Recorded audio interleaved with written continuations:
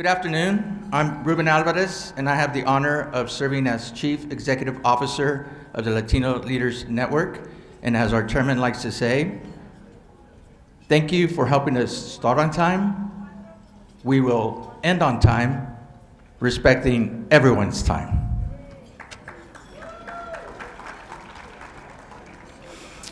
Welcome to the 71st Latino Leaders Luncheon. It's a privilege to be with all of you here in this room, and I can't state how thrilled we are to be here in Albuquerque with New Mexico's top leadership. Thank you all for joining us. This year marks the Latino Leader Network's 20th anniversary, and I'm very excited to take on the newly created role of CEO to assist in furthering our chairman, Mickey Ibarra's vision of creating a platform to recognize, honor, and provide our leaders an opportunity to share their personal stories. For over 2 decades as chairman of Latino Leaders Network and as a public servant, Mickey has been bringing leaders together to establish relationships and build unity, and as you can see, today's no exception. We have a great program for you, and to get us started, it's my pleasure to introduce the founder and chairman of the Latino Leaders Network, the Honorable Mickey Ibarra, who will serve as a program host.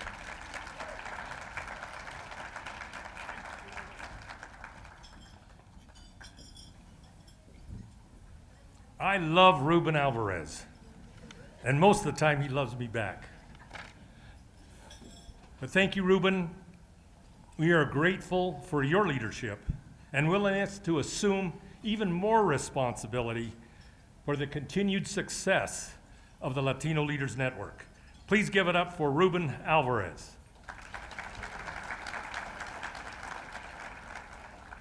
As founder and chairman of the Latino Leaders Network, it is my pleasure to host this 71st event of the Luncheon series that began 20 years ago in 2004. The first in Albuquerque as we celebrate our 20th year of bringing leaders together. So on behalf of the Latino Leaders Network Board of Directors and honorary hosts, thank you for joining us to establish relationships, to build unity, celebrate leadership, and share our stories. Now please welcome our honoree, the recipient of the Eagle Leadership Award, Tom Sainz, President and CEO of MALDEF. Tom?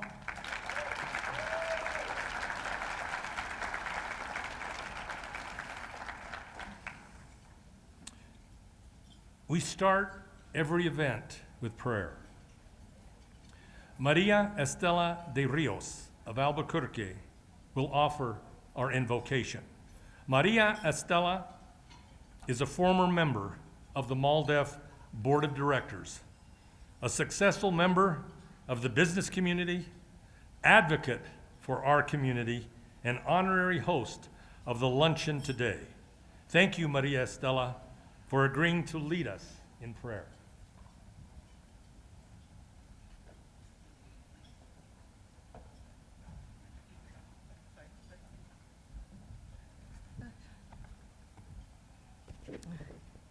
Buenos días de Dios a todos.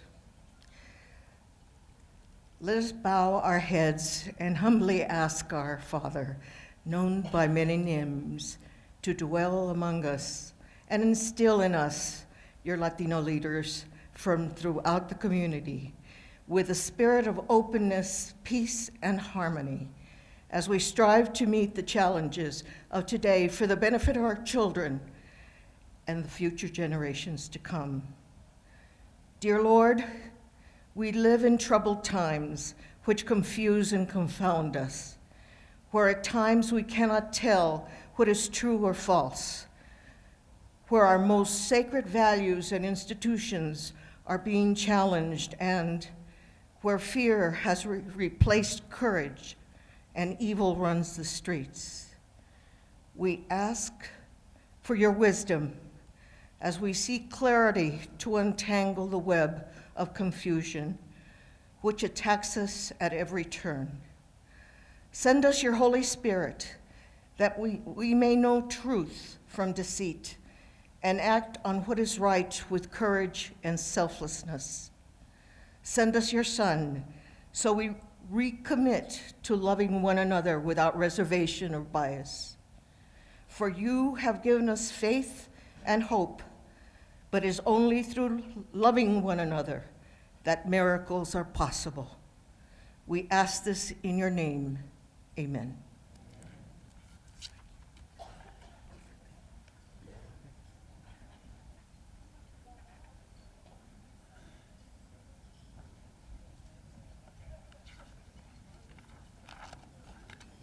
The mission of the Latino Leaders Network is bringing leaders together.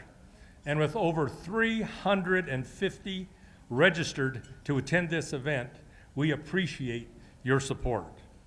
And while every guest, I mean this sincerely, every guest here is worthy of recognition, I want to acknowledge our board members, our honorary hosts, and a few additional special guests.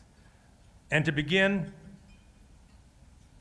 please join me in a moment of silence for a recipient of our 2007 Eagle Leadership Award in Washington, D.C., as a candidate for President of the United States.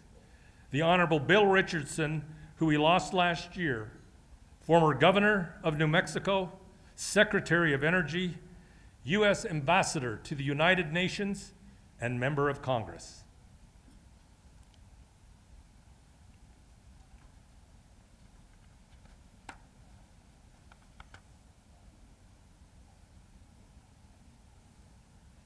Thank you.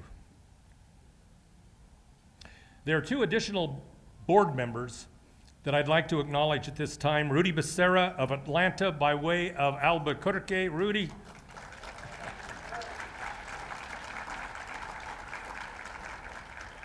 And also Ken Trujillo of Philadelphia by way of Española.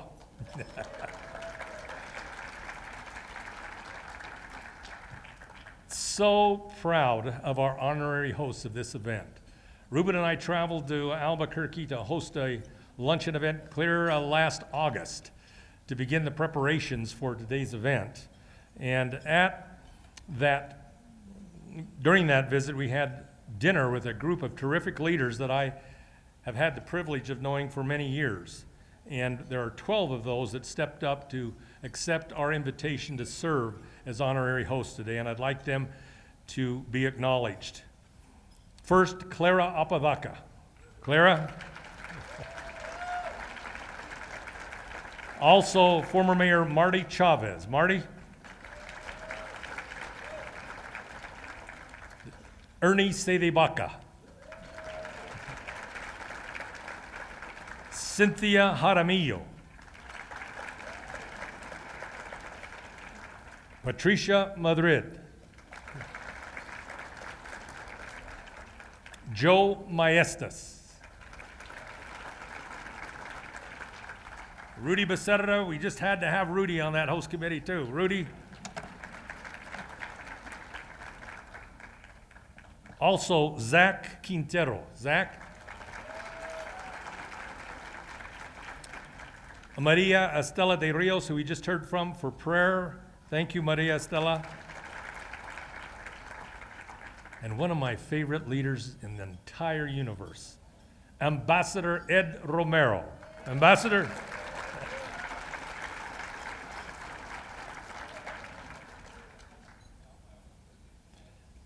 I can't help myself. I've got to share one little anecdote about Ed. You know, having spent 4 years at the White House with President Clinton, there are so many memories. And I could bore each and every one of you to death, I promise. But just one. Ed Romero, Ambassador of the United States to Spain. You know, in the 8 years of President Clinton at the White House, he hosted only 2 white tie state dinners at the White House. Only 2. That's the highest level of an honor you can bestow upon a visiting dignitary. The first was the Emperor of Japan. And the second, the King and Queen of Spain, King Juan Carlos de Bourbon and Queen Sofia. I remember entering the mansion, white tie, tux with tails, white vest, looking at the cross hall, and there stood Ambassador Ed Romero in all his glory. That white hair and a cane, a magnificent cane with a gold handle. Boy, he fit the part. And the government of Spain, the king, the queen, and the president, they love Ed Romero, and so do I. Thank you, Ed.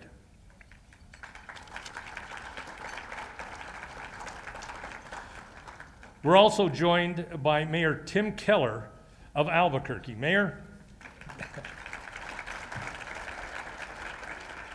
Mayor Keller was also honored with the Antonio Villaraigosa Leadership Award. In addition to our luncheon, twice a year we host a tribute to mayors in conjunction with the meetings of the United States Conference of Mayors. In 2022, we honored Mayor Keller in Reno during the summer meeting of the mayors. I'm delighted to have you with us here again, Mayor. We also have 3 other past honorees that I want to acknowledge that are with us today. Mayor Ken Miyagashima, the former mayor of Las Cruces. Ken? And again, Mayor Marty Chavez, who was honored in 2004. Mayor? And Rudy Becerra again, who was honored in 2016. Rudy? We are also joined, I mentioned earlier, on our host committee, but I'll say it again, Joe Maestas, our state auditor, Laura Montoya, our state treasurer. I hope Laura's here too. Yes, thank you.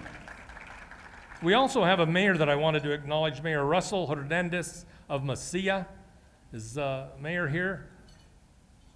We also are delighted to be joined by a host of additional elected, appointed officials.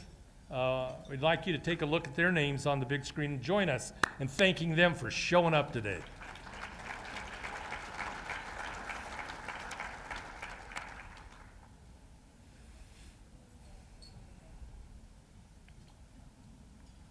As I mentioned, Mayor Tim Keller, who received our Antonio Villaraigosa Leadership Award in Reno during the 2022 summer meeting of the Conference of Mayors, will now deliver greetings on behalf of the city of Albuquerque.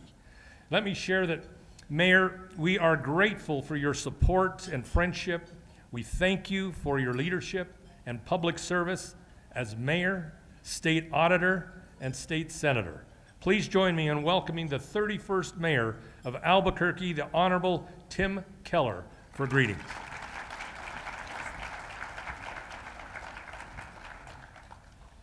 Well, good afternoon and buenos tardes to our visitors.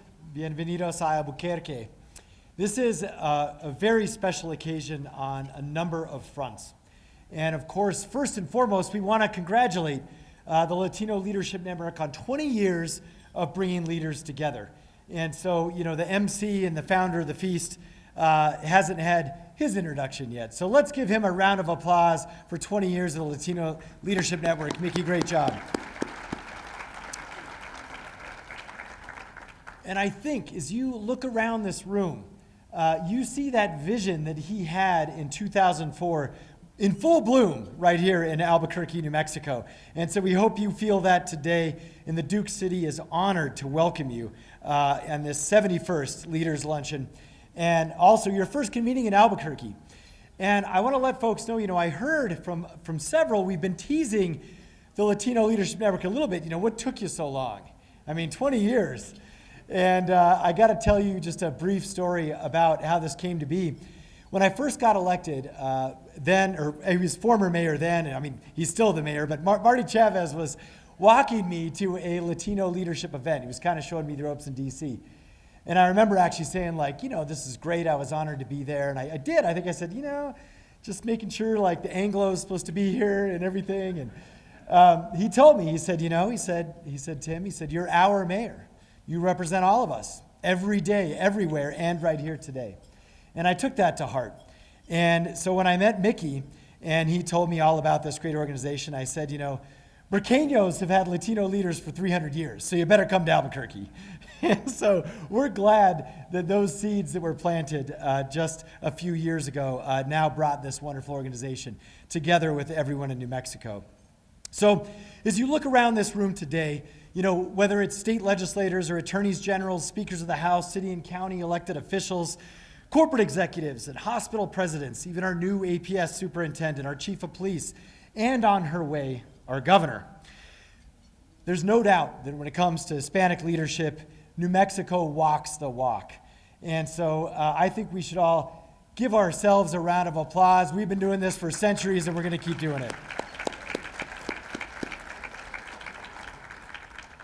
And personally, too, I just want to share that as I see many of you, some I see almost every week, some it's been a few years, but I'm reminded how special so many of you are to this city, and also to me. Many of you have actually shaped my values, and you've defined my sense of broader family and uniquely made me essentially the mayor that I am today. So I want to thank you personally for that, too.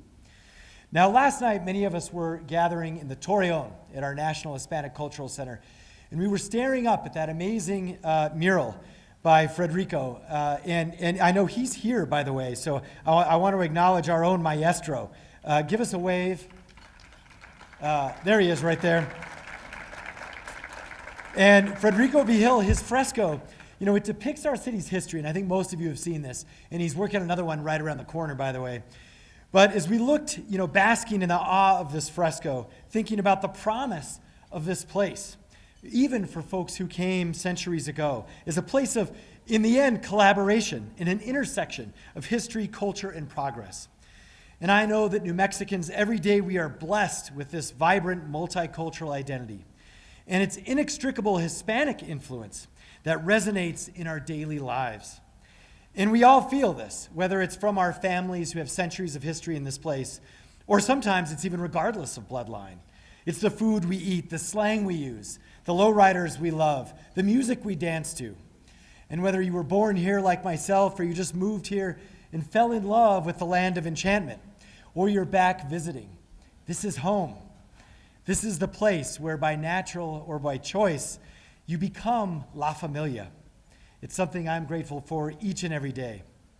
And I know our locals know this, but for folks visiting, the leaders all around you have been doing this for a long time, but they built the National Hispanic Cultural Center. Many of the people in this room sitting at these tables, these leaders are also the ones who started the largest and oldest Hispano chamber in the United States. Our Albuquerque Hispano Chamber of Commerce, I know Ernie is here, tremendous organization.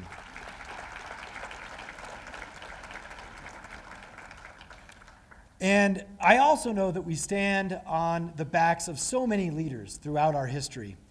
And I also know that some of them actually fought the U.S. government at the time to guarantee Spanish in our schools. Many of you know about this. It's guaranteed in our state constitution.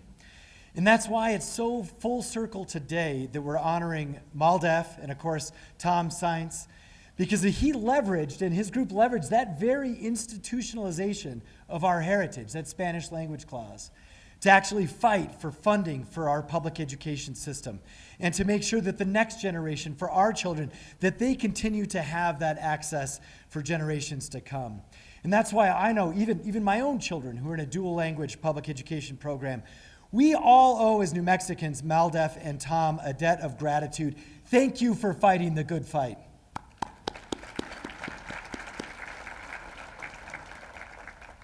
So I'll close with just a little bit about what I believe points to the future, even though we're right here in Albuquerque, New Mexico. Our Hispanic culture, time and again, has resisted pressure to change and pressure to be assimilated. And I believe inherent in that story is also the promise of America's future. In many ways, we are where America is going. Whether it's the majority-minority experience, whether it's our deep, powerful history grounded in resilience. Staring up at that fresco last night, I also saw a real history of a people that have been tested, that have persevered, that have seen trauma and been through it and lived together through division and found a way to heal, something we need desperately right now. How to ultimately build a strong community. That is, I believe, how we fulfill this city's greatest promise. And today we do it by growing local businesses, by driving tourism, by expanding international trade, by fighting for civil rights, by forging a safer community for our families. And that is also what the Latino Leadership Network is all about. So this gathering is an opportunity for us. Let's continue the collaboration. Let's forge new relationships, and let's chart a course for our future, the future of this city and our country, rooted in culture and in full promise, because we are the future of America. Thank you so much, and God bless. Thank you.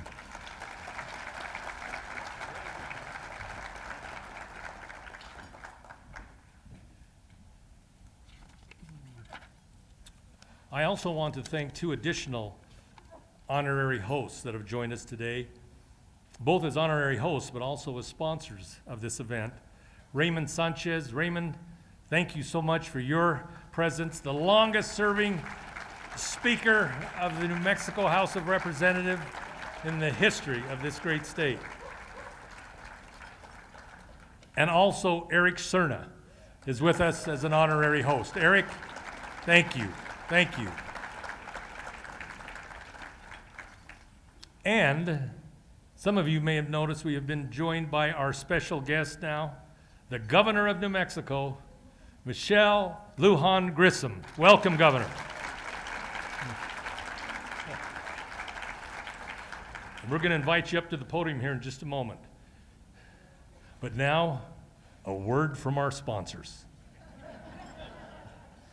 The Latino Leaders Luncheon Series is made possible because of the generous support of good corporate partners. And we have an outstanding group of sponsors with us today, both national and local. First, Chevron is our premier sponsor for the 2024 Latino Leaders Luncheon Series, not only in Albuquerque, but also in Chicago and Los Angeles this year. A longtime friend, former Fresno City Councilman and member of the California State Assembly, Henry Perea, responded to our request for support, and we are forever grateful to Henry and to Chevron. Patrick Killen, Senior State Government Affairs Representative at Chevron, will deliver premier sponsor remarks. Patrick?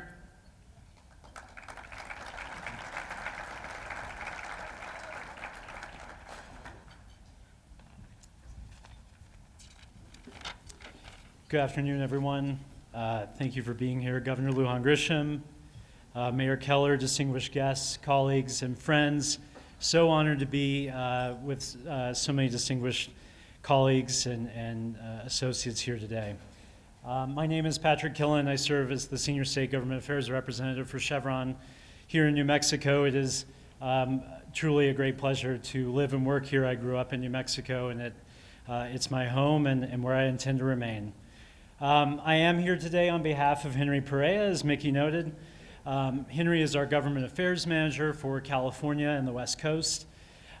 He is a former assembly member of the California State Assembly and a very active supporter of the Latino Leaders Network. Henry was unable to join us today, but does send his best regards.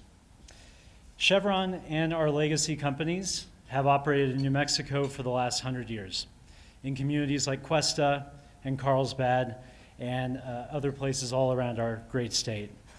In communities enriched by the culture and the heritage of the people who came long before us.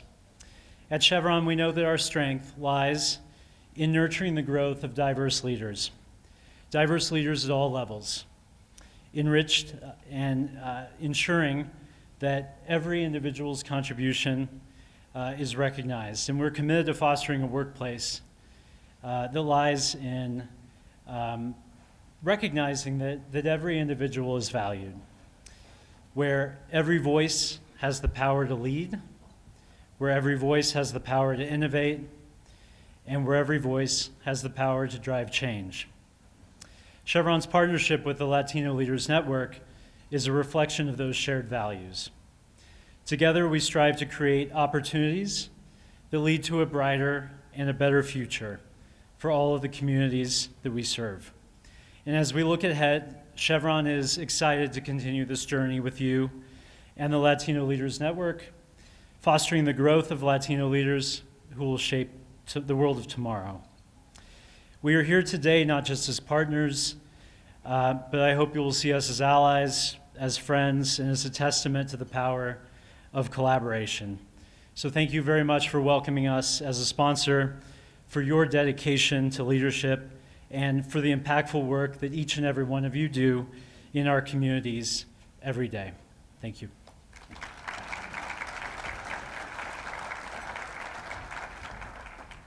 Thank you, Patrick. And now for our co-sponsor. I want to thank Angie Garcia Lathrop with Bank of America in Washington. Angie has embraced the opportunity to partner with the Latino Leaders Network for a dozen years. In 2024, Bank of America will once again serve as a co-sponsor for this luncheon today, as well as our luncheon in Los Angeles next November. Please welcome Paul Mondragon, Bank of America, President for New Mexico, who will deliver co-sponsor remarks.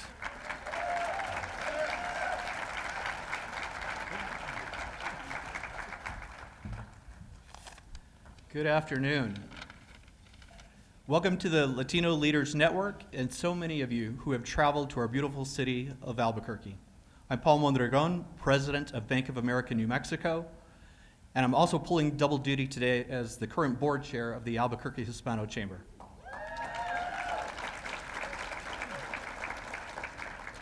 It's an honor to join you here today with several of my teammates, friends like Governor Lujan Grisham, Mayor Keller, Ernie C. DeBaca, our other mayor, as Mayor Keller said, and if you get that, he's always the mayor, as our other mayor said, and if you get that joke, you just might be a Burqueño.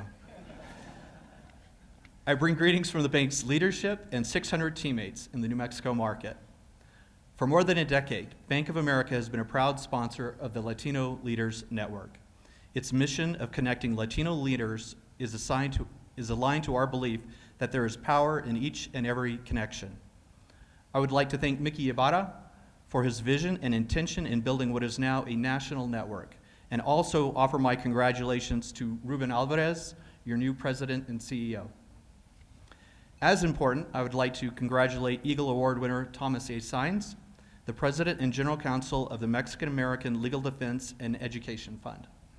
Like the Latino Leaders Network, we are proud sponsors of MALDEF and its long-standing work protecting the civil and human rights of Latino families and communities. I will note that in addition to our work with national partners like LLN and MALDEF, we have provided over $6 million in grants to New Mexico nonprofits since 2019. My teammates across the nation are passionate about our success in becoming the bank of choice for Hispanic Latino clients. About 1 in every 3 checking accounts opened with us is with a Hispanic Latino client. We serve 13.4 million Hispanic Latino individuals and over 1.2 million business owners. And we're proud to have provided over $82 million in small business loans right here in New Mexico. I look forward to the rest of the program today. And again, congratulations, Tom, on your inspiring work. Thank you.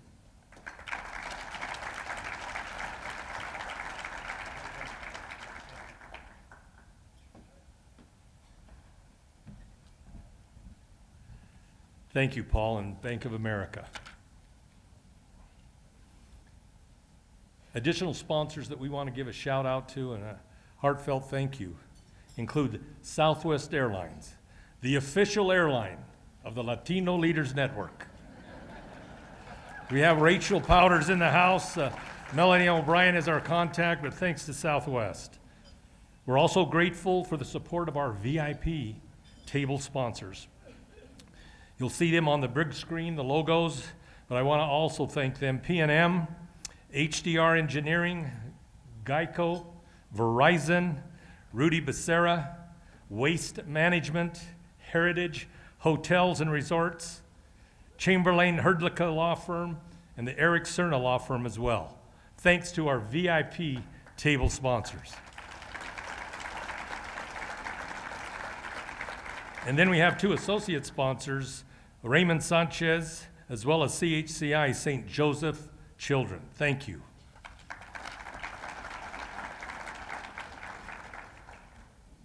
Finally, we are grateful to the Albuquerque Hispano Chamber of Commerce, our book sponsor. Each of you have been provided in your guest bags a copy of our book, Latino Leaders Speak, Personal Stories of Struggle and Triumph. And that is courtesy of the Albuquerque Hispano Chamber of Commerce. So please give it up for Ernie C. de Vaca and the Chamber.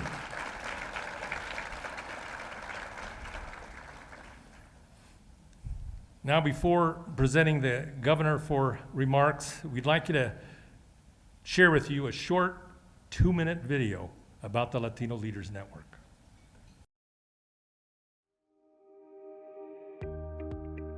About every 90 days, all the leaders in this room and across the country, we need to come together. Our personal stories unite us. They remind us of our responsibility to be good to each other. We grew up with a mother who instilled in us this sense that we could achieve, that we should dream big, and that people of all different backgrounds had something to contribute to the forward progress of our nation. Telling our stories is an important community and public service, and now these stories are compiled in one book, Latino Leaders Speak.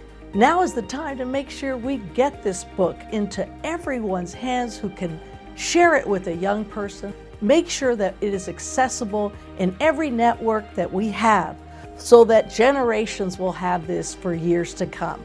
More and more of America's school children are Latino, 25% nationwide and growing fast. There is a need for Latino role models, inspiring heroes, and outstanding leaders in the classroom. The Latino Leaders Network and the California Global Education Project have partnered to make a unique curriculum guide.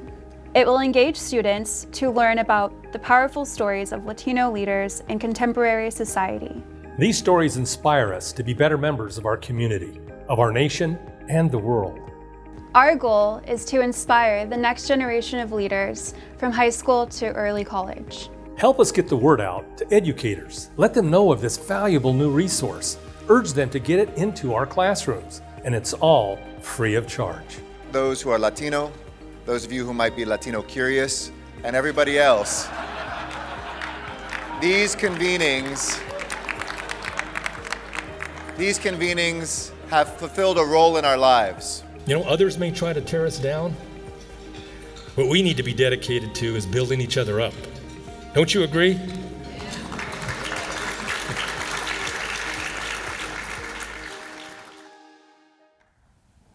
Again, every guest has been provided a signed, complimentary copy of Latino Leaders Speak, courtesy of the Chamber.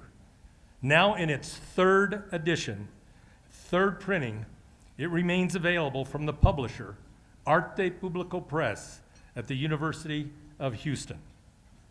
And I'm also delighted to share, as we celebrate our 20th anniversary, that we have reached agreement with Arte Publico Press for Volume 2 of Latino Leaders Speak. We have 37 keynote addresses delivered at the Latino Leaders Luncheon series that are now eligible for inclusion in Volume 2 that we expect to publish in spring of 2025. A companion curriculum guide right here is also in your guest bag. And I want to issue a challenge. Our stories are powerful. Our stories need to be told. We have heroes. We have role models, and boy, we've got some terrific leaders. Latino Leaders Speak, the book, which I am co-editor, as well as the curriculum guide, are a vehicle for sharing our stories with our children. The curriculum guide is aimed at high school and early college. And can you imagine It's free of charge at LatinoLeadersNetwork.org, along with the 14 corresponding chapters of the book. Again, thanks to our publisher. Do we have Albuquerque Public Schools in the house? Where are they located? Right over here. Would all of you please stand up? The Albuquerque Public Schools, right here.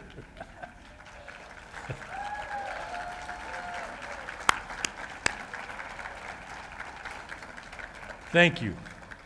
And a challenge to the Albuquerque Public Schools I'd like to make, and to all of you that can help. This book that contains 31 keynote addresses from leaders that have addressed this very luncheon. This book belongs in every school library in Albuquerque and throughout New Mexico. Don't you agree?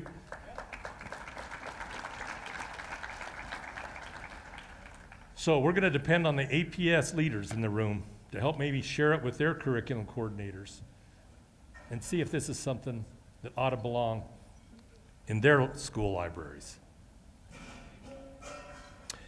At every Luncheon Series event hosted by the Latino Leaders Network, we provide an opportunity for a community partner to share their good work, to help their community, and to find out how we may be able to assist. We are delighted to be joined today by the Albuquerque Hispano Chamber of Commerce, a premier Latino nonprofit organization led by Ernie Cedebaca, President and CEO. Please welcome Ernie to the podium for community partner remarks.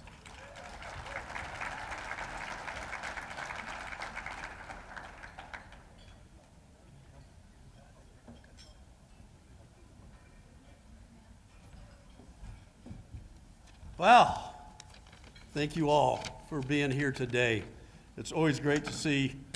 We spill some right away. Thank you, Mickey, for the honor to stand before this amazing Latinas leaders in the audience. Thank you, Governor, for being here today, Mayor, all the elected officials, all of you who are really leaders in this community. Each and every one of you are here because you are leaders in this community. On behalf of my amazing team and extraordinary board of directors, which, please, some of you out, raise your hands, including our chair, Paul Mondragon, I accept this Community Partner Award as a celebration of the hard work that began in 1975 with our 14 founders, of which a couple of them might be here today. I know Ed Romero is one of them. Yep, and Irma Sanchez, I don't know if she's here, but Irma was our very first hire in 1975 at the Hispano Chamber, and she's also our most recent rehire at the Albuquerque Hispano Chamber of Commerce. We love Irma. I have to give a shout out to my friend Ray Roa, because, you know, everything that's going on behind the scenes here by Ray and his convention center staff, I think we all ought to give a round of applause to everybody that's doing all this work. Thank you, Ray. So our vision of improving lives through community, commerce, and culture is reflected here today by this amazing gathering of 300 Latina leaders. Without them, we would not have a Hispano chamber, nor would we enjoy as strong as an economy in New Mexico and the United States, and a huge voting bloc. While we are the largest chamber in New Mexico and one of the largest Hispanic chambers in the United States, it is important to know that our work is just beginning. The challenges facing small Hispanic businesses are many. Access to capital is difficult, and issues created by the pandemic continue. The need is great to support our local restaurants, artists, auto dealers, barbershops, and yes, even attorneys. We need to be mindful of the blood, sweat, and tears these business people have put in to create generational wealth for their families. Please spend a lot of dinero here while you're in Albuquerque, especially if you're from out of town. At the Hispano Chamber, we offer programs that help grow and scale businesses and that teach business owners to work on their business, not just in their business. We also have a convention and tourism department that focuses on the Hispanic and Native American markets. We like to bring conferences and events from out of town, such as the Latino Leaders Network, and I bet if we make enough noise now, we can convince MALDEF to bring their annual conference to Albuquerque. Let's hear it, come on. I told you I'd call you out there, Tom. Thank you very much. It's an honor to be here.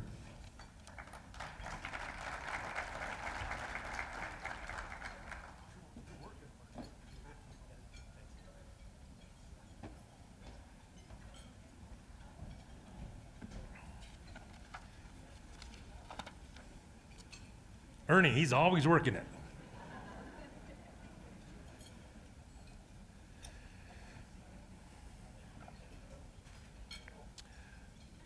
Michelle Lujan Grissom is the 32nd governor of New Mexico, now serving her second term following re-election in 2022. Her impressive achievements for improved education, health care, college scholarships, economic growth, infrastructure, the environment, and more are testament to her outstanding leadership of New Mexico. I enjoyed meeting then Representative Lujan Grissom in Washington, D.C. during her campaign for Congress in 2012.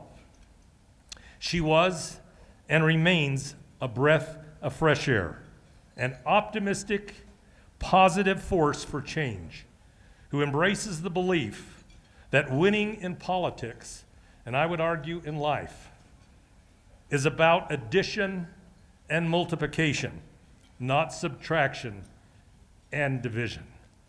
Please join me in welcoming our special guest for remarks, the Honorable Michelle Lujan Grissom, Governor of New Mexico.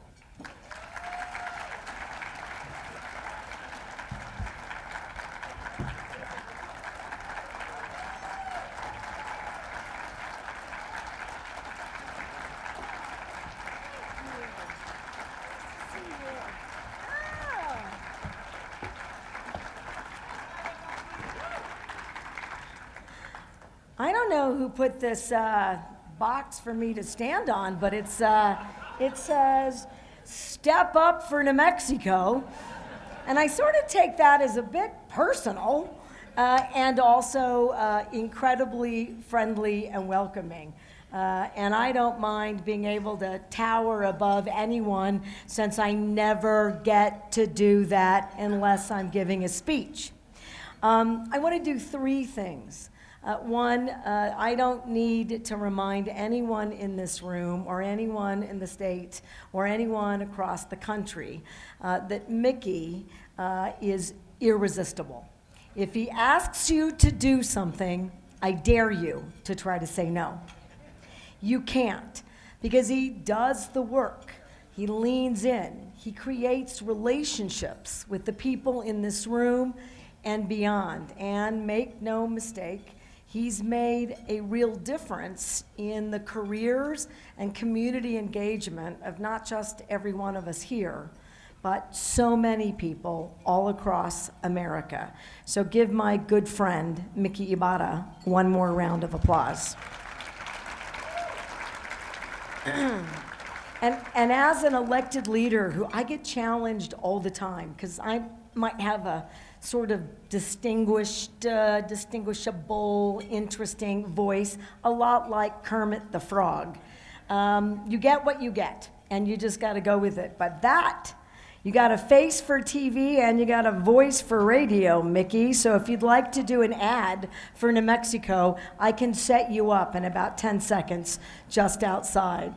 And then two, I do want to thank everybody who's doing the work for the state. And I'm going to tease my good friend. I've been really torturing him for years, and that's Ernie Cedabacca. And about 2 years ago, Ernie, right before their annual gala fundraising event recognizing leaders in the state, wanted me to meet with some folks about, in fact, it was the keynote speaker about New Mexico's economy. And true to our form, Ernie and me, we began fighting and debating because he said, we have to do better. We gotta lift ourselves up, and there's so much work to be done. Not wrong, but I said, you know, New Mexico has one of the top now economies in the nation.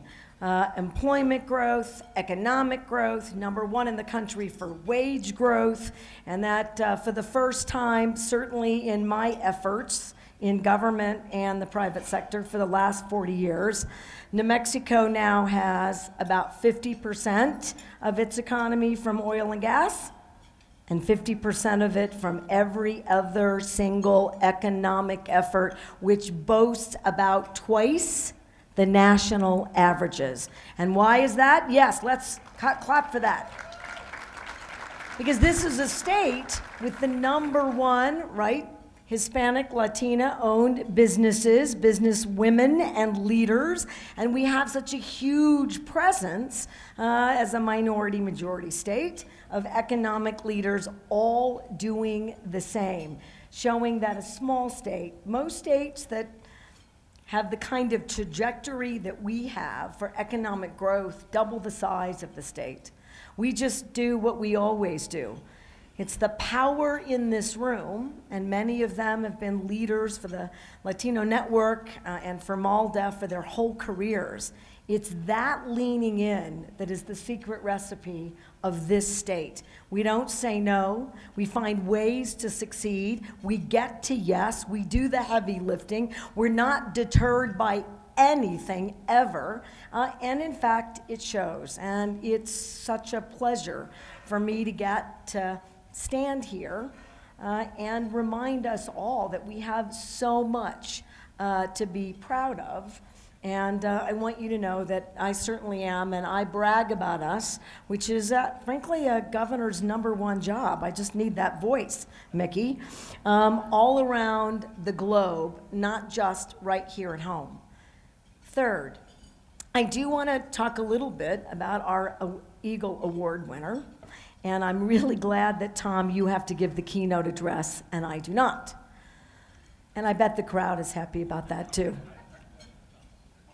But usually when there's a large, nationally known lawsuit against a state, it's tough to be in a friendly environment about that. Nobody likes to deal with risk or liability. And certainly in the area of education, this is a topic that this state has long worked, sometimes successfully and sometimes not so much, to get our arms around educational changes. In this particular case, this is a governor, and this is a state, and I can prove it, who really both understood the necessary work of MALDEF and others to go to court, to do the civil rights, to focus on the inequities, the inequality, and the civil justice aspects of making it clear that we have a constitutional obligation in the state to do better by our kiddos. And I just want to say thank you. I also, and we're not where we need to be. There isn't anybody in this room that would tell anyone anywhere that we're where we need to be. But I want to highlight some of the efforts that I think, I wish it was sooner rather than later, so another shout out to the APS leaders and educators who are here, but also a reminder that if we work collectively together, there's so much more we can do to lift up education and all those impacted, affected, inspired, and sometimes in this country, and sometimes right here in New Mexico, who are left behind in that environment. So 3 quick things, and I promise I will end as a step back. 1, The New Mexico State Legislature in 2019, right after I was elected, leaned in. And I would have asked them to do this, but I want to make sure that they're getting credit, particularly, but it was bipartisan. The Democratic leadership at the time in both the House and the Senate did remarkable work and made a landmark moonshot investment in education at well more than $1 billion dedicated to teacher salaries, improvements in schools, extended learning, and changing the way in which, frankly, we're leaning in for elementary school efforts. It was the largest single investment in the state, and it has been, I like that clapping back there, and it changed. We got rid of high-stakes testing. We got rid of those unfair teacher evaluations on day one, really embracing that this was going to be a priority. Number two, they immediately thereafter supported my administration on a couple of things I'm incredibly proud of. Let's start with this. Free college. So we have the country's best, most robust free college program. Part-time, full-time, 2-year, 4-year. And we now boast the second largest college enrollment in the country, right behind New Hampshire. Let's beat that next year. And the highest first-time enrollment. And if you look in the data, these are Hispanic and Native American kiddos and families who had been locked out of college. Two, it's not just about those 4-year, and I see our community colleges here and 2-year degrees. It's about also the labor force investing in trades, apprenticeships, no wrong door, not creating a model that we suggest should be available for everyone.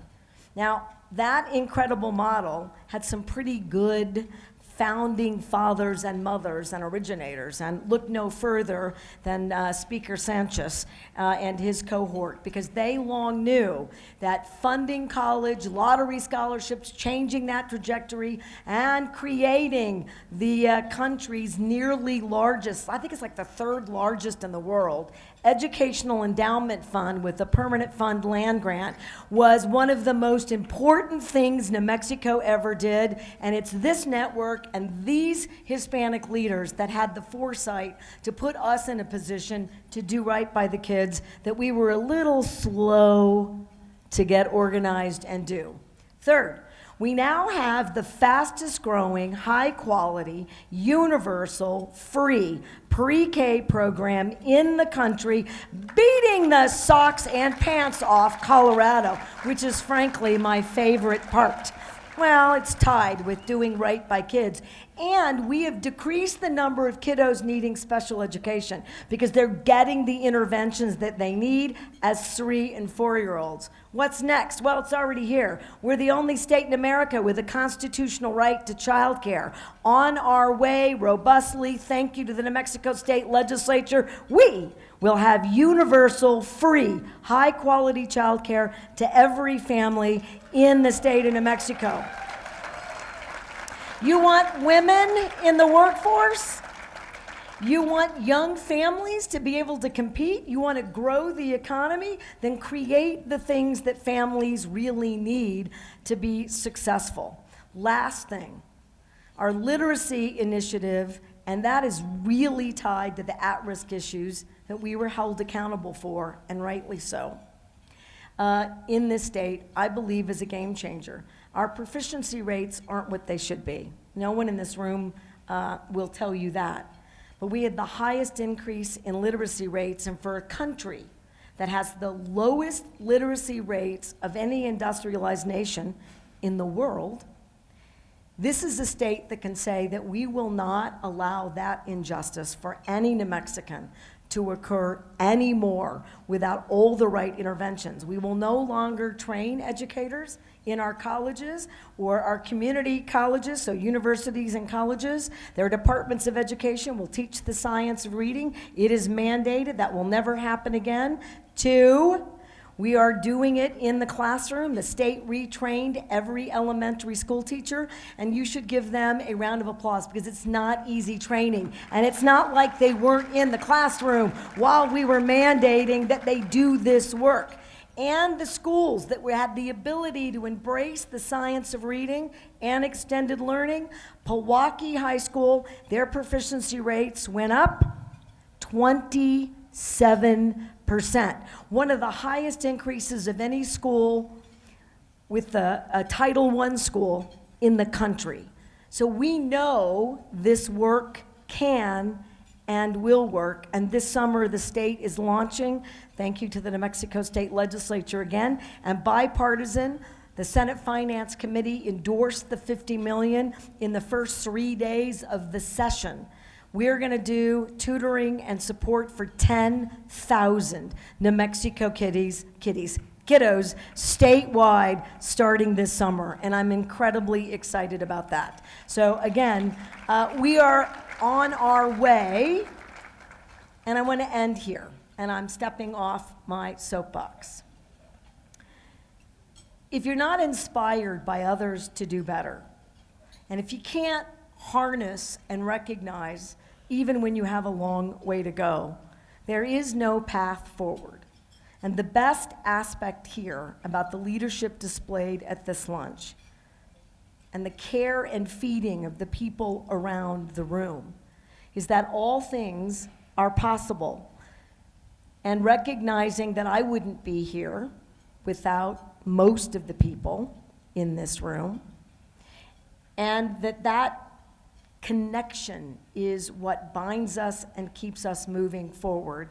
And as a result, I just want to remind folks something that Mickey said as I stepped down. Marty and I have, in most of our career, the other mayor of Albuquerque, and even when he was a senator, we were sort of fierce competitors.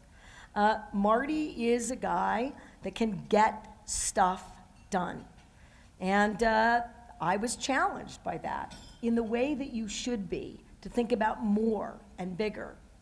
Marty is now the #1 U.S. champion for infrastructure investments, and it's one of the reasons we are the only state in America with a matching fund, so that no federal dollar gets left on the table. My partner, my biggest champion, and that holds true for me about him, I want to thank Marty Chavez for always believing in me, for stepping up when I asked him to step up, and for never forgetting that the entire state is where his passion lives. Thank you, Mayor Chavez. I appreciate all the work that you do. All right, enjoy your lunch. Thank you for having me.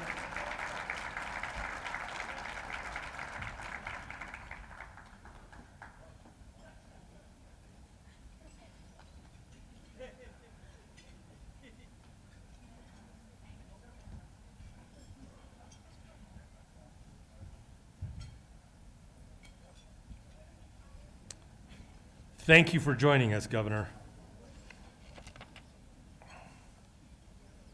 And now for the main event, the Eagle Leadership Award presentation. To start, please give us your attention for a brief video tribute of our honoree.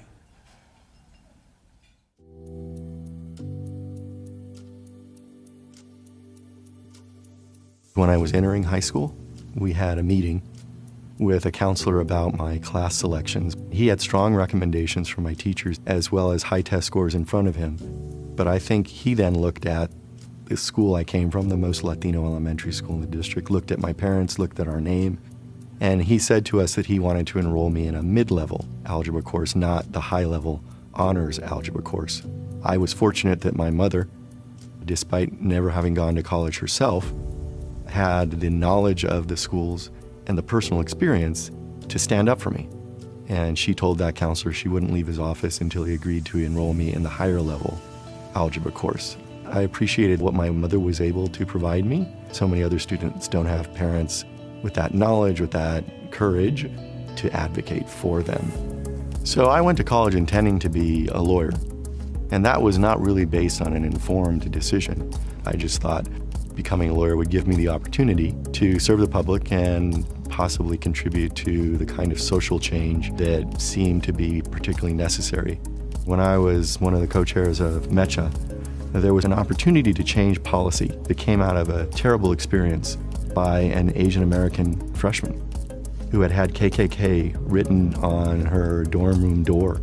At the time, Yale College had established sexual harassment, complaint, and investigation procedures, but it didn't have the same for racial ethnic harassments. So it was an opportunity for the leaders of MECHA and the Puerto Rican Students Organization, the Black Students Alliance, and also the Asian American Students Alliance to work together to advocate for new policies. That was really formative for me in recognizing the power from groups of color working together to achieve change that benefits everyone. Throughout my civil rights career, there has been a recurrent view that somehow court action, litigation, no longer plays a role in achieving significant social change.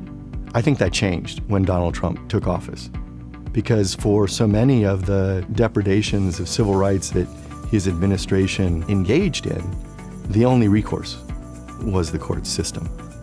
Now, we've had victories. Proposition 187, MALDEF participated in getting it struck down. MALDEF participated in challenging successfully SB 1070 in Arizona, but it can never happen in isolation. You really have to have a commitment to involvement of community members, community organizing, advocacy of other forms, coupled with litigation. Discrimination, unfortunately, in this country is very strong and tends to adjust to allow discrimination to continue. So really shaping laws that anticipate discrimination that may occur in the future.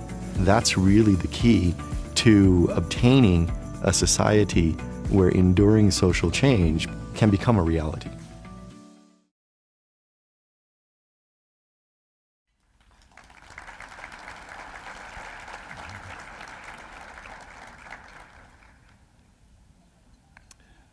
Patricia Madrid, former two-term Attorney General of New Mexico. First woman elected Attorney General in New Mexico history in 1998.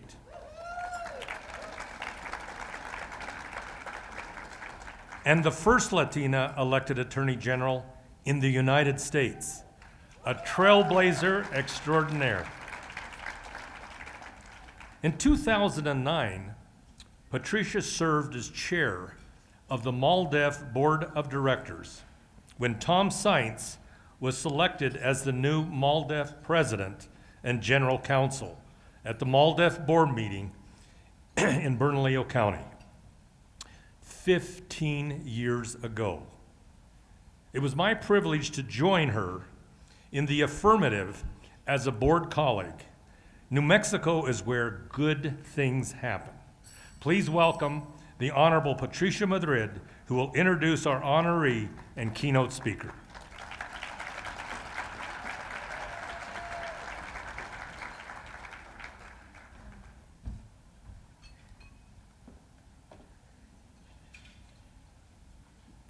Good afternoon. It's a great honor and privilege and really a pleasure for me to introduce Tom Sainz, the President and General Counsel of MALDEF. As you can see from that short film, Tom Sainz is a paragon of modesty. He really is modest. But really, Tom Sainz is a giant, and he's a national hero to the Latino community. I think that he is the best and most effective civil rights attorney in the country today.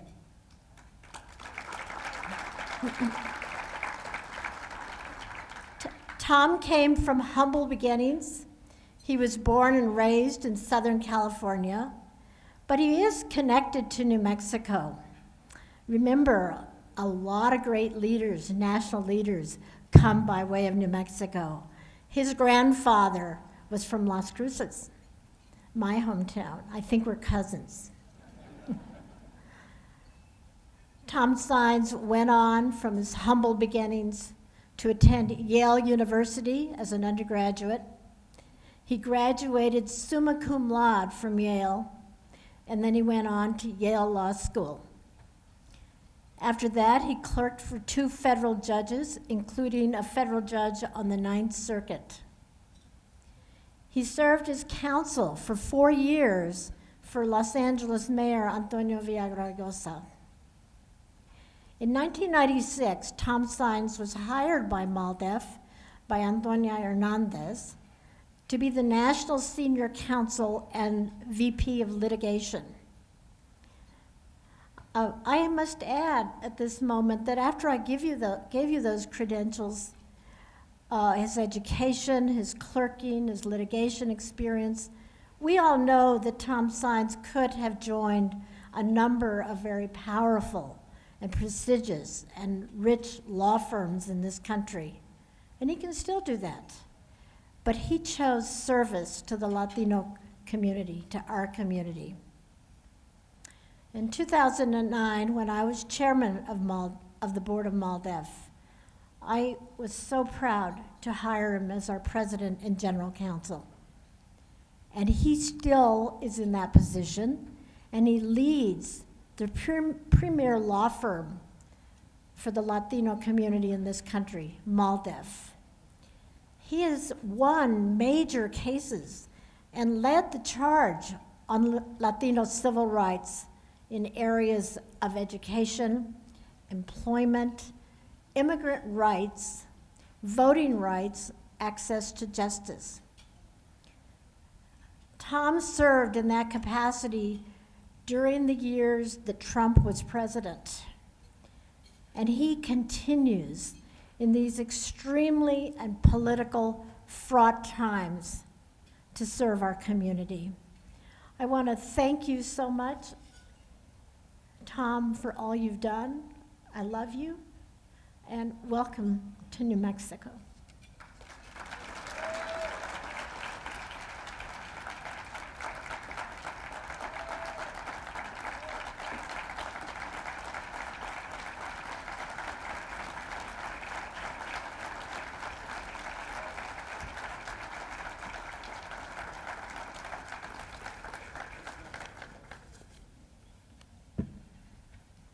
So first, let me say a heartfelt thank you to Attorney General Madrid, not just for that very generous introduction, but for being one of the most important professional advisors, partners, and iconic models for me in my career as a lawyer.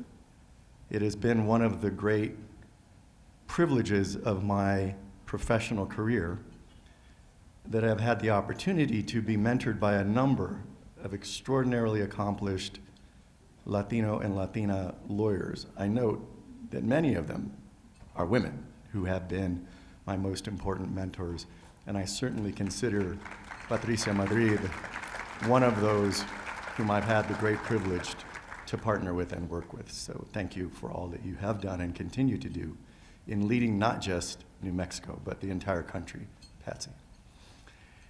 And I do want to thank Mickey Ibarra, first of all, for recognizing me here this afternoon.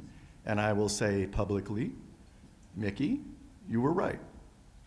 I had my doubts about this California-born, LA residing his entire life Latino lawyer being honored in Albuquerque, and I hesitated.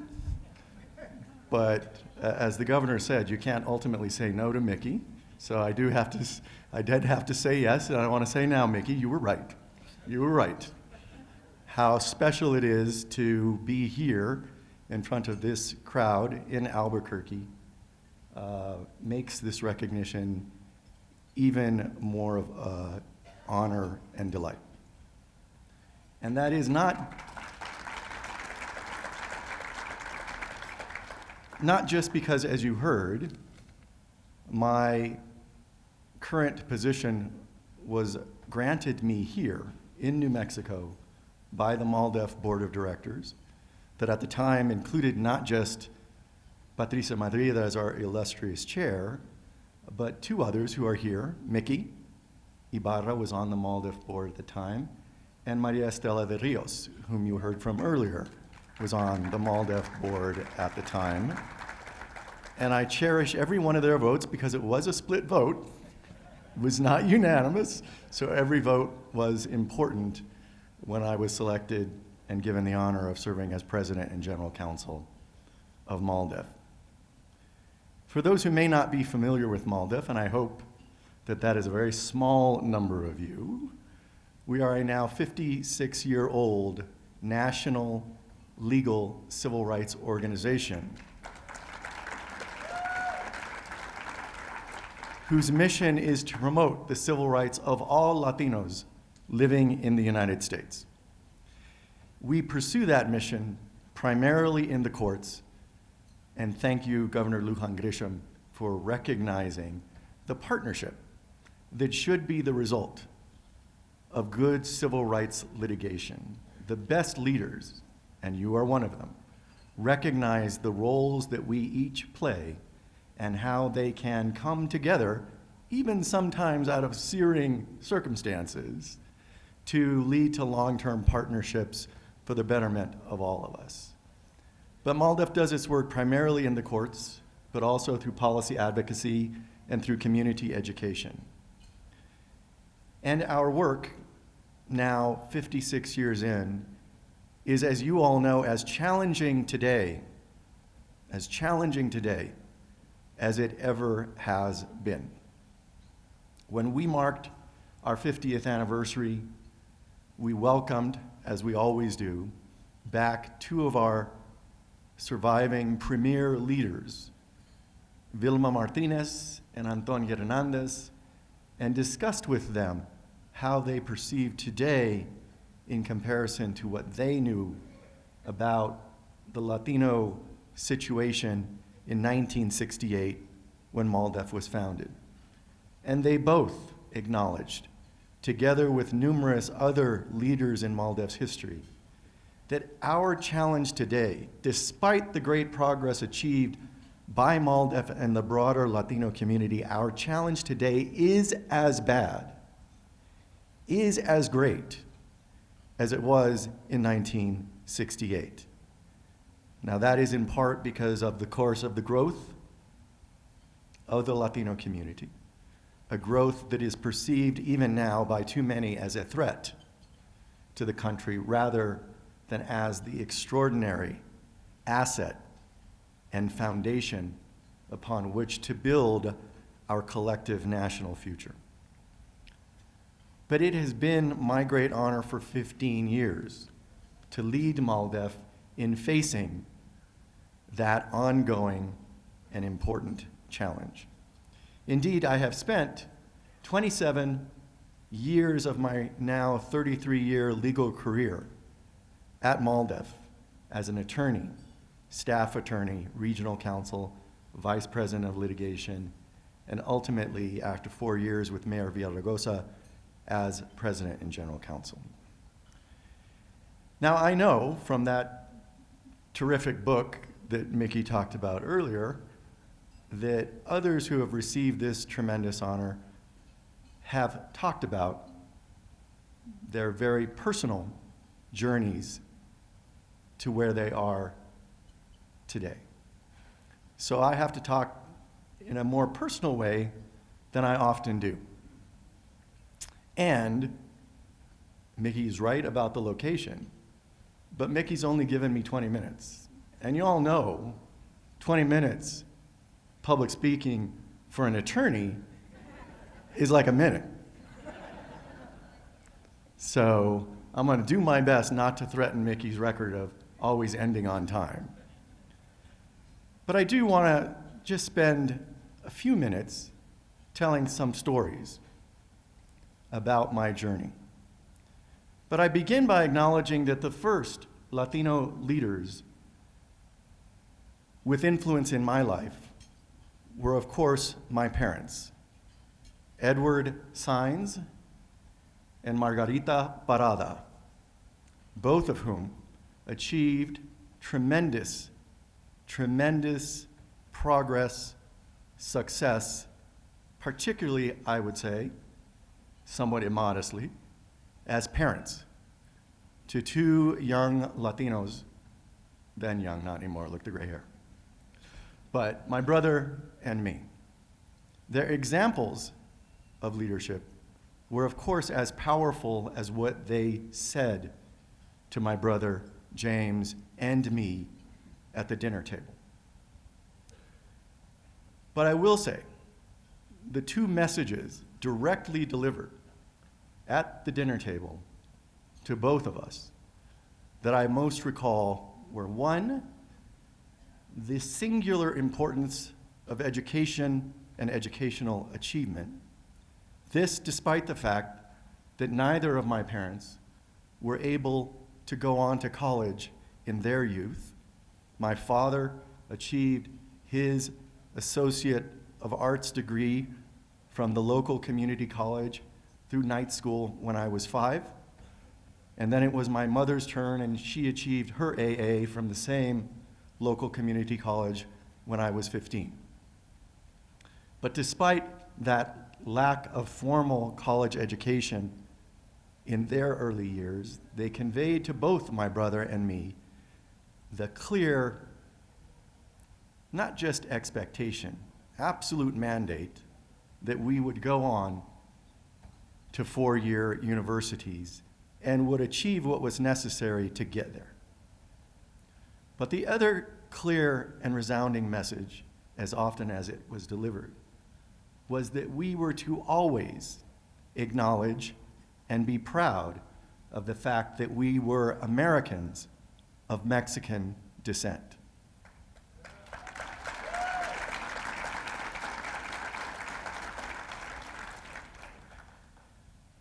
Those messages continue, of course, to govern my life and that of my brother.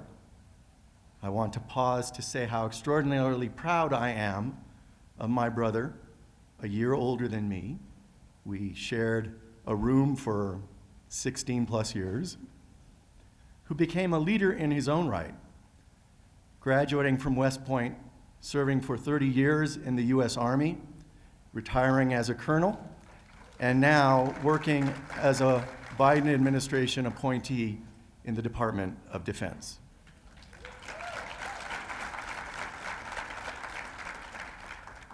But I want to spend just a few moments telling stories about two things. One, Latino identity in my life, and second, confronting authority and its importance in my life. I want to begin with the latter. Again, my parents, and later in life, my brother, were examples to me of how important it was to stand up and advocate. You heard at the beginning of that video the most important story of when my mother stood up to a white, retiring, literally on the cusp of retirement. I think that may have been one of his last meetings, was having to discuss with my parents and me my placement in courses in high school. Now, to give you just a little more background, I will acknowledge something that will surprise no one who knows me, but as a child, I was a nerd and successful in school because I listened and paid attention, as was expected of me. So the counselor was meeting with my parents and me as I was skipping 8th grade and going from 7th grade to high school, and placing me in courses for that transition. So he had in front of him test scores and the recommendations of my teachers, who basically said, we can teach him nothing more in 8th grade. He needs to either, and they gave this choice to my parents, who in turn made the choice, or rather imposed the choice on me, to decide between their two options. One of which was to go to the best elementary school in the small district we were in, which is in the neighboring city of Monterey Park, California, and perhaps not coincidentally, given what we see happening throughout the country, it was an overwhelmingly Asian elementary school in student population. I could either do that or go straight to high school. And not coincidentally, that meant being in the exact same class as my brother, who was a year older than me. Now, I made that choice to go with my brother to high school, and we were meeting with this counselor, had the teacher's recommendations, very strong, had the test scores, and still said, looking, as I said, at my parents, at the fact that I was coming from the most Latino elementary school in the district, and said, let's enroll him in the mid-level algebra course. Mind you, that course didn't put you on a route to getting calculus as a 12th grader. The only way you got to calculus was in the higher level algebra course. And he said, let's put him in the middle level algebra course, see how he does. Does well enough, we can move him up. And I and my father were ready to accept that judgment of the authority figure, this retiring white counselor. It was only my mother who gathered the temerity and the wisdom to stand up and say, no, I will not leave your office until you consent to enrolling my son in the highest level algebra course at high school. Now, I think often about that experience because I know there are so many Latino students who don't have that advocate, who should have that advocate, who need that advocate to achieve equity in the educational experience. But there were other experiences with confronting authority. I remember the very first was as a 6th grader and being out at recess in my elementary school, playing with my friends, and there was a recess aide who was a white woman who told my friends on that particular morning that they could not speak Spanish on the playground. Never happened before, never happened since in my experience, but it happened that day. And to this day, I don't know where I came up with the audacity to tell her that she was wrong. That you cannot tell them, my friends, that they cannot speak Spanish on the playground. Now, the important thing here is, instead of dragging me to the principal's office, as I fully expected would happen, that recess aide instead engaged me in discussion and dialogue about the issue. So my first experience confronting authority did not result in the tremendous consequences that so many others have faced and continue to face as adults, very dangerous consequences in confronting authority. But that experience was followed by others, where I learned that confronting authority often resulted in good results, not punishment. I recall as a senior in college, in order to apply for a prestigious scholarship that I was seeking, you had to have the recommendation of your residential college dean. Now, without going into details, let's just say my relationship with my residential college dean was not good. She believed that I had fraudulently transferred into her college through my connection to a Latina assistant dean of the entire college who was in charge of transfers. We had not a productive relationship, but I had to meet with her. I met with her, she looked at my resume, she looked at me, and she was a Russian emigre. And the first thing she said to me was, I don't understand why Latino immigrants are treated differently from immigrants from other countries like Russia. Why are Latino immigrants, Latinos, given affirmative action and not others? Now, as a student trying to get a letter of recommendation necessary for this fellowship, I, as nicely as I could, explained to her how the Latino experience was dramatically different from that of European immigrant groups, even though they may have faced discrimination upon arrival and in the years thereafter, and got the recommendation that I needed. But I also passed this on to a Chicano history professor who was a friend and mentor, and thinking he was doing me a favor, he confronted that residential college dean, who immediately summoned me to her office to discuss this. And, true to the script, she stood up in the middle of the meeting and said, "Now you've accused me of being a racist in power." And I explained as calmly as I could, and despite great anxiety and nervousness, that no, I had explained to a mentor professor that she had some racial ignorance, which is different from being a racist.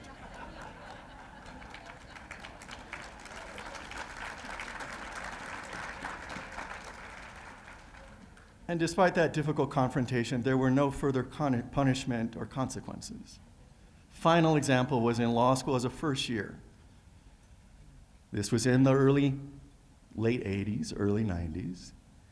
And there was a movement across the country in law schools to demand greater diversity. And so at Yale Law School, all of the minority law student associations had a strike day for diversity. And I was a part of the Latino Law Students Association presentation. And in my presentation, I noted that a prominent Yale law professor had, in the aftermath of the Bakke decision in 1978, penned a New York Times op-ed that actually advocated for dropping Latinos from affirmative action consideration while leaving it for blacks and Native Americans. I put that out there. Later in the day, that prominent Yale Law School professor, who was then the dean, did what progressive deans were supposed to do: show up at the diversity strike and make your own supportive comments. I should have, but couldn't resist after he did that, standing up and identifying him. I had not identified him by name before, identifying him by name as the professor who had penned that op-ed advocating for dumping Latinos from affirmative action consideration. But again, the key lesson here was he didn't punish me. He did tell my friend who was moderating the discussion that he wanted to see me immediately after it was over. But he walked me to his office, offered me a glass of sherry. That's what he did, this particular dean, to everybody. Offered me a glass of sherry and explained that he had long ago disavowed that op-ed because the Latino law students of the day had confronted him. He explained that the only reason he had written it is because his experience with the Latino community came from his college roommate being the son of the governor of Puerto Rico. I kept to myself how astounded I was that he would write a New York Times op-ed based on an experience with his roommate being the governor, son of the governor of Puerto Rico, but we parted in good company. And indeed, he would never have noticed me but for that experience. And several weeks later, when he was belatedly grading exams from his course in the first semester, he called me on a Saturday. He would never have done that had I not confronted him to talk about my exam. But my point is, in my personal experience, confronting authority has resulted in good things, not punishment, or what so many others have experienced, violence, threats, and real endangerment. And that's a part of what I now want to talk about, Latino identity. As I said, from a very early age, I was taught to be proud, being an American of Mexican descent. But I had several experiences where folks inside and outside the Latino community declined to recognize me or failed to recognize me as a Latino. First memory was as a 9 or 10-year-old in a pull-out program that took certain students from my elementary school, transported us to another elementary school, and our program would occur in the cafeteria at that school, often in the presence of the cafeteria workers on their morning break. I remember to this day, one day, feeling like the cafeteria workers were staring at me. You know, you have that sense somebody's staring at you, you don't know why. So anyway, they finished their conversation. As they were walking out, one of them came to me, a Latina, and said, "We've been wondering what your background is. Are you Italian or something?" I explained to her that I was an American of Mexican descent and moved on. A few years later, though, one of my classmates, in a wrinkle that to this day surprises me and puzzles me, it was a classmate who had been tutored by my mother as an instructional aide in Spanish. But we were talking as we were working behind the scenes as stage crew for the 8th grade spring musical, and he says to me, "We don't really know who you are. What is your background? Are you French or something?" Again, he had been tutored by my own mother in Spanish earlier in his career. But finally, as a sophomore at Yale, a very good friend, my sophomore year roommate, said to me one day that I did not look like a Mexican to him. And at that point, it hit me hard. I became very distraught about that at that point. And I will tell you, it began a thought in my mind about passing as white. And I literally considered, for quite some time in the back of my head, a plan by which I would pass as white for my career. But it was all leading up to the plan of achieving great success, maybe even a life tenure position on the US Supreme Court, and at that point, doing the big reveal and saying, "You all thought I was a white lawyer, but in fact, you just put a Mexican American on the Supreme Court."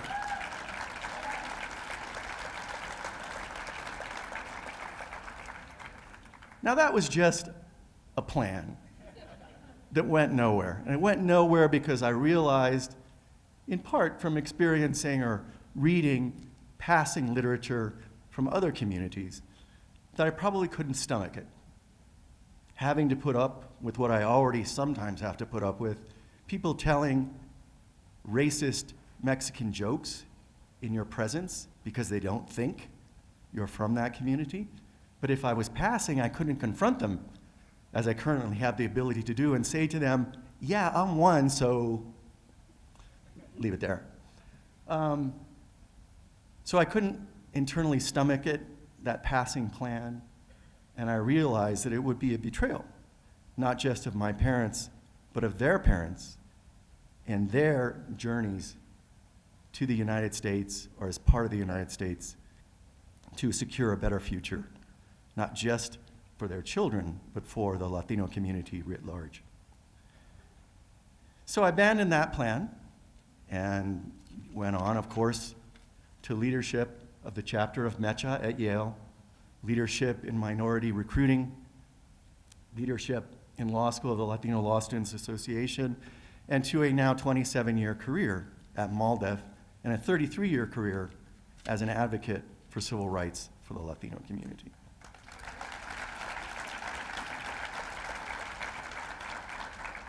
But now I have the arrogance and audacity to try to take these lessons from my personal experience and apply them to our community writ large.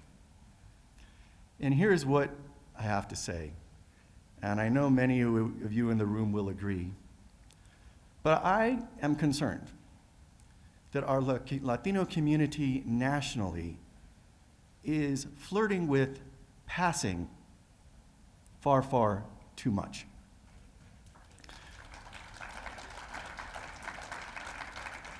And what passing in this context means is not vocally and constantly correcting those who would fail to see us as what we are.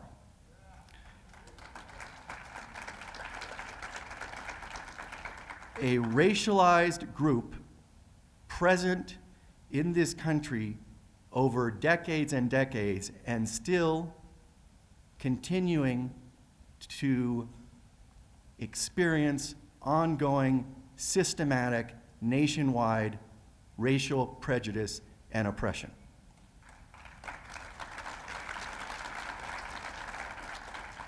Passing for the Latino community means instead tacitly accepting those on the right who would characterize us as simply another European immigrant ethnic group whose problems with discrimination will diminish over generations, analogizing us to the Irish, the Germans, the Italians.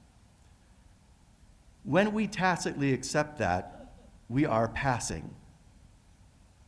Passing also means believing and acting on an assumption that if we assimilate enough, we will achieve equality.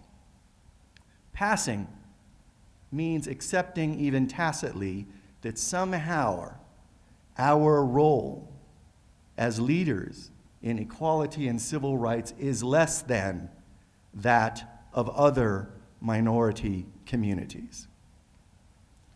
This kind of passing is what I fear we in the Latino community nationally spend too much time fascinated with and flirting with that as a path to success. My personal experience tells me that the greater, more successful path involves confronting authority figures when they seek to diminish our importance, when they seek to pervert our experience, when they seek to classify us as white immigrants along with so many others.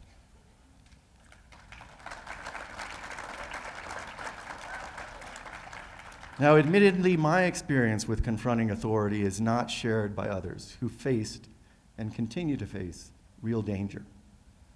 But I continue to believe that the path of confrontation, done politely, done though persistently, and in a united fashion, is the right path for our community. Now, this is particularly important in this day and age when we have been, for over 21 years, the largest racial minority group in the United States. This is particularly important today when Latinos are on the cusp of being, in percentage terms, the largest minority group in the entire history of the United States. That is to say, that at our country's beginnings, demographic estimates say that 19% of the population was African American. Then, of course, the vast, vast majority unjustly enslaved, but 19% of the population. That's where we are today. We are about then to become, in percentage terms, the largest minority group in the entire history of the United States. We are on the cusp of becoming, in population terms, larger than the combined populations of African Americans, Asian Americans, and Native Americans in this country. Now that is an indication of our leadership obligation.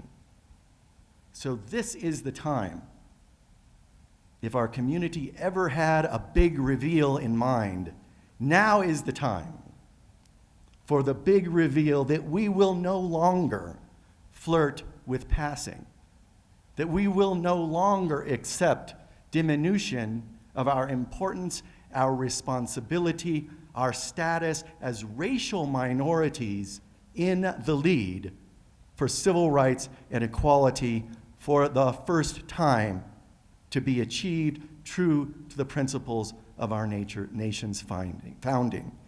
So I hope you all will agree, and perhaps from your own experiences, convey to others how important it is that we abandon a path of flirting with passing and embark on our necessary and imposed, our ready leadership of our country. You heard earlier, and I agree, and I know from my personal and family experience, we are a community of great strength, of great resilience, of great courage. And our ability to confront authority successfully is unmatched by any other community. So I hope from your own experiences with identity, with confrontation, you will join me in insisting that our community stop seeking or agreeing to pass and instead embark on our necessary leadership in this next phase of our country's ongoing development. Thank you again to the Latino Leaders Network. Thank you again to all of you for being here this afternoon.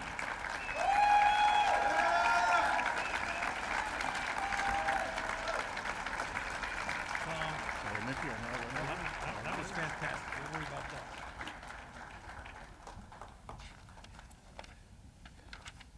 that. Tom Sainz, on behalf of the Latino Leaders Network, we are pleased to present our Eagle Leadership Award for your outstanding service to our nation and our community as the Latino legal voice for civil rights in America.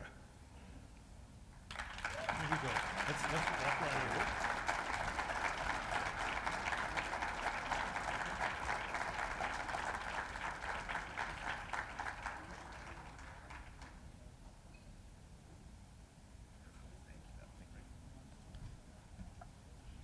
Please give me just 2 more minutes. As all of you know in the room, good events don't happen accidentally. They require good planning and even better execution. I want to thank the event team of the Latino Leaders Network, Gina Donaire in the back, our event manager, Maricela, and Maritza Huerta. We can see them on the big screens too, of the Twins PR. Sean McNally, our suburban video, as well as Shirley Springer, Enrique Sanchez, Christopher Guerrero, and Roman Reyes for their help. And certainly let's give it up for our servers who did such a great job today. Thank you.